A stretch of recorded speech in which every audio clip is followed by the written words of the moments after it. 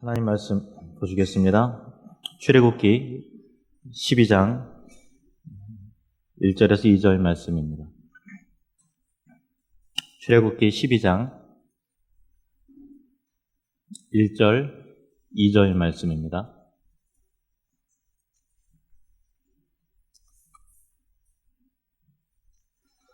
함께 읽겠습니다. 여호와께서 애굽 땅에서 모세와 아론에게 일러 말씀하시되 이 달을 너희에게 달의 시작 곧 해의 첫 달이 되게 하고. 아멘. 기도합니다. 하나님, 2015년 마지막 메시지를 듣습니다. 그리고 2016년도를 새롭게 시작하는 말씀을 듣습니다. 돌아보는 은혜와 앞으로 나아가는 은혜를 진리 가운데 허락해 주시옵소서. 예수님의 이름으로 기도드립니다. 아멘.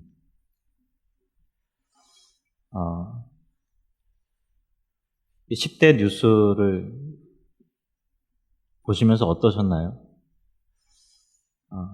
메르스 같은 경우는 진짜 우리 충격적이었고요. 진짜 우리 제천은 그래도 메르스 환자가 생기지 않아서 하나님께서 보호해 주셔서 다행인데, 서울, 경기도 그쪽 지역은 정말 난리도 아니었었어요. 그죠? 그리고 또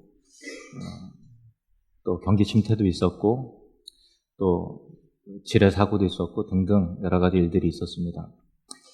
그런 사건과 사고가 우리에게 충격이기도 했지만, 우리의 현실 가운데서 더 큰 걱정은 지금 내 앞에 또 내 어깨에 짊어진 어떤 어려움과 짐들이 어떤 떠들썩한 뉴스보다도 내 인생에선 그게 더 큰 문제고, 당장 해결해야 될 가족의 문제라든가, 또 어떤 경제적인 문제라든가, 또는 인생의 고민이라든가, 또 진로의 문제라든가 등등 그런 것들이 세상에서의 뉴스보다도 각자 개인에게 있어서는 더 큰 짐들이 아마 있었을 거예요. 그런데 그 모든 짐을 다 합한다 하더라도 사실 그 400년 동안 이스라엘 백성들이 애굽에서 노예 생활을 하면서 엄청난 노역을 하고 또 그렇게 힘들게 고생했던 그 노예 생활에 비하면은 그렇게 큰 짐은 아닐지도 모르죠. 그들이 이스라엘 백성들이 짊어졌던 질고와 또 어려움과 또 인생의 문제라든가 또 절망감, 그것은 정말 상상을 초월할 만큼 더 컸습니다. 근데 그 절망이 소망으로 도저히 바뀔 수 없는 그런 입장이었거든요. 왜냐하면 그들을 누르고 있는 그 애굽이라는 강대국의 그 누르는 힘이 감히 거역할 수 없는, 감히 그 멍에를 떨쳐낼 수 없는 엄청난 큰 짐이었거든요. 데모한다고 그 짐에서 해방되는 것도 아니고, 또 기가 막힌 방법으로 애굽을 탈출할 수 있는 것도 사실 아니고, 사실은 그게 그냥 운명이고 숙명이려니 생각하고서 그냥 그렇게 버티면서 사는 것 외에는 방법이 없는, 그때 절망의 무게가 굉장히 컸었던 것이죠. 그러니까 그들이 구원을 생각한다든가 새 소망을 생각할 수 없었던 그런 처지였습니다. 오늘 읽은 본문 말씀에 보시면요, 하나님께서 그랬던 절망 가운데 있었던 이스라엘 백성들에게 구원의 놀라운 역사를 일으켜 세워주시면서 출애굽을 시키시잖아요. 애굽에서 벗어나오는 그때를 첫 달로 정하라는 거예요. 근데 그때의 상황은 3월, 우리의 어떤 3월, 4월 정도, 3월이나 4월이 이스라엘 백성들의 개념에 있어서는 신년인 거죠.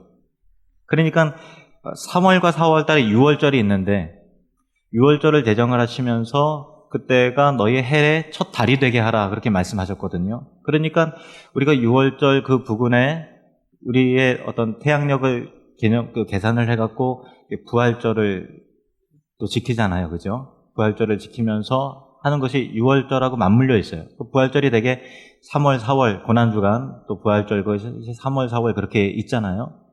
유대인의 기념일에서는 그때가 1월이에요. 근데 그들에게 있어서는 그거를 아비벌이라고 합니다. 아비벌. 그리고 포로기 전에는 아비벌이라고 했고 포로기 이후에는 니산월이라는 걸로 이렇게 나옵니다. 성경에 보면 아비벌, 니산월 나오는데 같은 거를 말하는 거예요.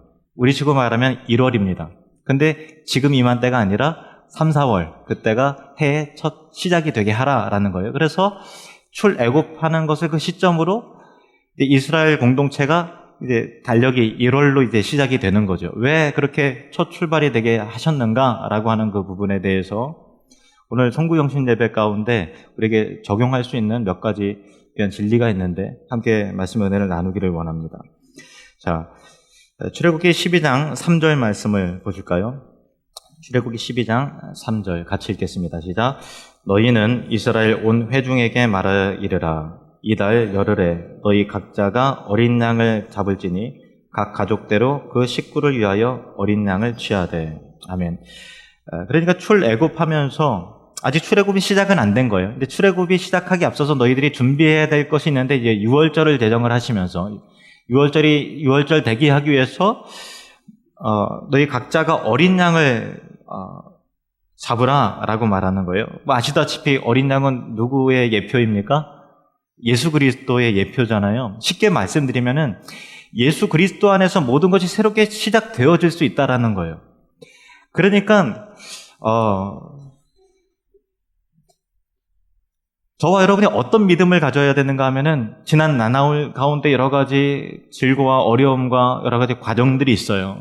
그런데 하나님께서는 예수 그리스도 안에 있는 자에게 새롭게 시작할 수 있는 기회와 소망과 은혜를 주신다라는 것입니다. 예수 그리스도를 통해서 예수 그리스도 안에서 우리 인생이 새롭게 시작이 될 수 있는 놀라운 기회가 주어지게 된다라는 것이죠. 여러분 축복합니다. 오늘이 그리스도 안에서 새 출발되어지는 새로운 과거와 새 소망 가운데 전진해 나갈 수 있는 말 그대로 출애굽할 수 있는 그런 복된 시간이 되시기를 주님의 이름으로 축복합니다. 고린도후서 5장 17절 말씀 보실까요? 고린도후서 5장 17절 같이 읽겠습니다. 시작. 그런즉 누구든지 그리스도 안에 있으면 새로운 피조물이라. 이전 것은 지나갔으니 보라 새 것이 되었도다. 아멘. 그런즉 누구든지 가난한 사람이나 부한 사람이나 잘 살아온 사람, 못 살아온 사람이나 누구든지 그리스도 안에 있으면 새로운 피조물이라. 이전 것은 지나갔으니 보라 새 것이 되었도다. 이스라엘 백성들이 출애굽하면서 첫 달이 되게 하라라는 것 같이 그리스도 안에 있을 때 우리는 새롭게 시작할 수 있는 은혜를 하나님께 허락해 주신다는 것입니다. 고린도후서 4장 8절 말씀 볼까요? 고린도후서 4장 8절 같이 읽겠습니다. 시작. 우리가 사방으로 우겨쌈을 당하여도 쌓이지 아니하며 답답한 일을 당하여도 낙심하지 아니하며. 아멘. 새롭게 시작할 수 있다라는 것 가운데 한 가지 우리가 생각해야 될 것은 사방으로 우겨쌈을 당하고 그래도 그리스도 안에서 쌓이지 않고 답답한 일을 당한다 할지라도 그리스도 안에 있을 때 낙심하지 않는다라는 거예요. 그러니까 정말 중요한 것은 뭐냐면 내가 정말 예수 그리스도 안에서 새롭게 시작할 수 있는 그 피조물된 자기 정체성을 그리스도의 충만한 은혜가 내 안에 주어졌다라는 것을 기억하는 것이죠. 쌓여도 쌓이지 않고 답답한 일을 당해도 낙심하지 않을 수 있는 소망과 새 출발의 은혜가 저와 여러분에게 있길 원합니다. 로마서 15장 13절 말씀 보실까요? 로마서 15장 13절 시작. 소망의 하나님이 모든 기쁨과 평강을 믿음 안에서 너희에게 충만하게 하사 성령의 능력으로 소망이 넘치게 하시기를 원하노라. 아멘. 어떤 하나님이요? 소망의 하나님. 어떤 하나님이요? 소망의 하나님이라는 것입니다. 모든 기쁨과 평강을 믿음 안에서 너희에게 충만하게 하사 성령의 능력으로 소망이 넘치게 하시기를 원하노라. 아멘. 예수님을 통해서 예수님은 우리를 새롭게 시작하게 하시는데 예수님과 함께 새롭게 시작할 때에 가져야 될 귀한 마음가짐, 태도가 있습니다. 몇 가지가 나오는데요. 첫 번째는 이 유월절 양을 먹으라는 것은 예수 그리스도와 함께 새롭게 구원의 역사가 시작된다라는 말씀이시고 유월절 어린 양과 함께 먹어야 될 것이 있어요. 출애굽기 12장 8절 말씀 보실까요? 출애굽기 12장 8절 같이 읽겠습니다. 시작. 그 밤에 그 고기를 불에 구워 무교병과 쓴 나물과 아울러 먹되. 뭐하고 같이 먹으라고요? 첫 번째는 무교병, 두 번째는 뭐라고요? 쓴 나물. 무교병이란 뭐냐면요, 누룩 없는 떡이에요. 어떤 식품과 관련된 그런 표현이 아니고 영적인 의미가 있는 거죠. 이렇게 누룩이 막 퍼지고 부풀게 하고 그러잖아요. 섞이지 말아야 될 것이 그러니까 내 안에 누룩이 들어와 있지 않는가. 우리 공동체 안에 여러분의 삶 가운데 어떤 원망과 불평과 또 믿음 없는 어떤 생각과 그런 것들이 들어와 있지 않는가라는 것들을 점검하고서 예수 그리스도 안에 거해야 된다는 거죠. 고린도전서 5장 6절에서 8절 말씀 보실까요? 고린도전서 5장 6절에서 8절 같이 읽겠습니다. 시작. 너희가 자랑하는 것이 옳지 아니하도다. 적은 누룩이 온 덩어리에 퍼지는 것을 알지 못하느냐. 너희는 누룩 없는 자인데 새 덩어리가 되기 위하여 묵은 누룩을 내버리라. 우리의 유월절 양 곧 그리스도께서 희생되셨느니라. 이러므로 우리가 명절을 지키되. 8절요? 8절 없나요? 제가 읽을게요. 이러므로 우리가 명절을 지키되 묵은 누룩으로도 말고 악하고 악의에 찬 누룩으로도 말고 누룩 없이 오직 순전함과 진실함의 떡으로 하자. 아멘. 누룩을 조심하라는 거예요. 적은 누룩이 온 덩어리에 퍼진다라는 것이죠. 그러니까 뭐냐면은 새 덩어리가 되기 위해서 묵은 누룩을 내버리라는 거죠. 그러니까 우리가 새롭게 그리스도 안에 새 출발되어질 때 조심한 게 뭐냐면 자동으로 되는 것이 아니고요. 내 안에 묵은 누룩, 정말 버려야 될 옛 습관이 있으면 그걸 떨쳐버리고 시작해야 된다는 거예요. 그런 결단과 각오가 있어야 됩니다. 내가 하나님께서 기뻐하시지 않는 인생의 방향으로 가고 있습니까? 정말 버려야 되는 습관이 있습니까? 그리고 같이 이렇게 뭔가 하나님께 기뻐하시지 않는 언행과 그런 것들이 있습니까? 중단돼야 될 습관이 있습니까? 묵은 누룩이 온 덩어리에 퍼지기 전에 그걸 떨쳐버리고 떼어버리고 누룩 없는 빵으로 새롭게 시작해야 된다는 거예요. 그것을 위해서 유월절된 어린 양께서, 예수 그리스도께서 우리를 위해서 죽으셨다라고 하는 것입니다. 그러니까 어린 양 대신 예수 그리스도와 함께 새롭게 출발되기 위해서는 누룩과 결합이 하지 않는 순전하고 깨끗한 영혼으로서 새 출발이 되어야 된다는 것이죠. 깨끗하고 거룩한 삶으로 출발되어지시는 그런 은혜가 있기를 축복합니다. 개인의 경건의 삶을 해치는 더러운 습관과 세상의 가치에 젖지 않도록 오늘 이 시간 여러분의 삶의 모든 것들을 성령의 시각으로 한번 점검해 보시기를 주님으로 부탁을 드립니다. 이 누룩 없는 떡으로, 무교병으로 예수 그리스도의 상징되는 어린 양과 함께 먹고 또 한 가지 뭘 같이 먹으라고요? 무슨 나물요? 쓴 나물. 왜 쓴 나물일까요? 애굽에서의 고난의 세월을 기억하라는 거예요. 우리는 화장실 갈 때 다르고 또 나올 때 또 다르잖아요. 그러니까 애굽에서의 고난의 흔적, 또 그때 얻었던 교훈, 하나님 없이 살아갈 때 내가 어떻게 되는가라고 하는 것들을 기억해라는 것입니다. 그리고 그 이후의 영광스러운 고난에 함께 참여하라는 것이죠. 그러니까 이스라엘 백성이 출애굽되면서 그 다음부터 고난 끝, 행복 시작 이렇게 열린 게 아니잖아요. 광야 가운데 또 그들이 겪어야 될 고난이 있죠.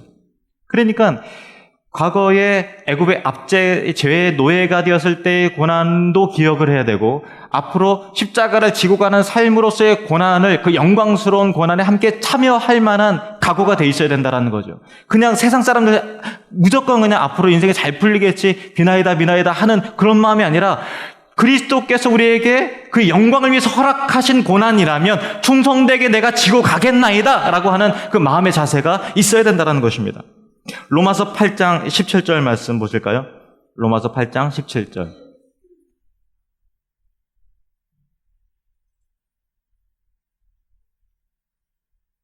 로마서 8장 17절 말씀입니다. 제가 읽겠습니다. 자녀이면 또한 상속자, 곧 하나님의 상속자요 그리스도와 함께한 상속자니 우리가 그와 함께 영광을 받기 위하여 고난도 함께 받아야 할 것이니라. 아멘. 그의 영광을 받기 위하여 뭐도 함께 받아야 된다고요? 고난도 함께 받아야 할 것이니라. 그냥 아무 일 없이 만사형통 했으면 좋겠다. 그런 일은 사실 우리 인생 가운데 없어요. 고난을 통해서 우리는 교훈을 얻고, 고난을 통해서 거룩해져 가고, 고난을 통해서 기도하게 되고, 고난을 통해서 그리스도를 닮아가기 때문에 그런 것이죠. 마태복음 16장 24절 말씀 보실까요? 마태복음 16장 24절 시작. 이에 예수께서 제자들에게 이르시되 누구든지 나를 따라오려거든 자기를 부인하고 자기 십자가를 지고 나를 따를 것이니라. 아멘.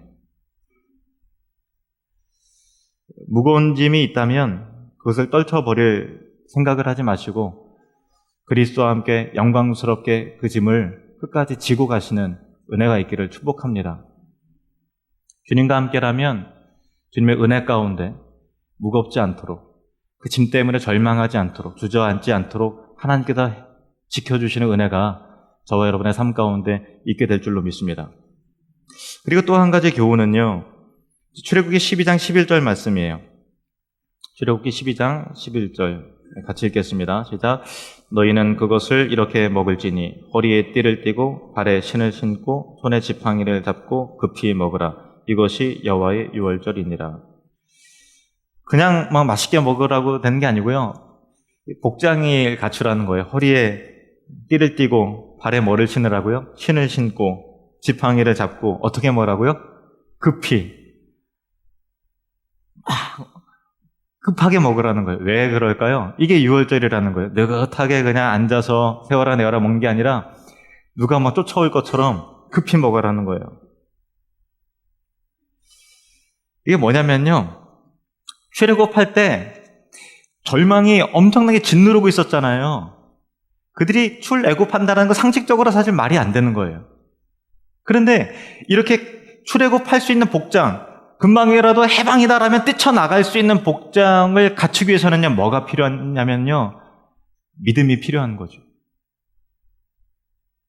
뭐 설마 애굽에서 나갈 수 있겠어? 지금 400년 동안 우리가 이 신세가 이건데 하나님께서 뭐 어떻게 한들 우리가 나갈 수 있겠어? 라고 한다면 이 복장을 입을 수 없어요. 급히 먹을 수 없어요. 그런데 허리에 띠를 띠고 발에 신을 신고 손에 지팡이를 잡고 급히 먹으라는 것입니다. 명령만 떨어지면 할렐루야 하면서 언제라도 출발할 수 있는 믿음의 준비, 그것이 필요한 것이죠. 히브리서 11장 8절 말씀 보실까요? 히브리서 11장 8절 같이 읽겠습니다. 시작.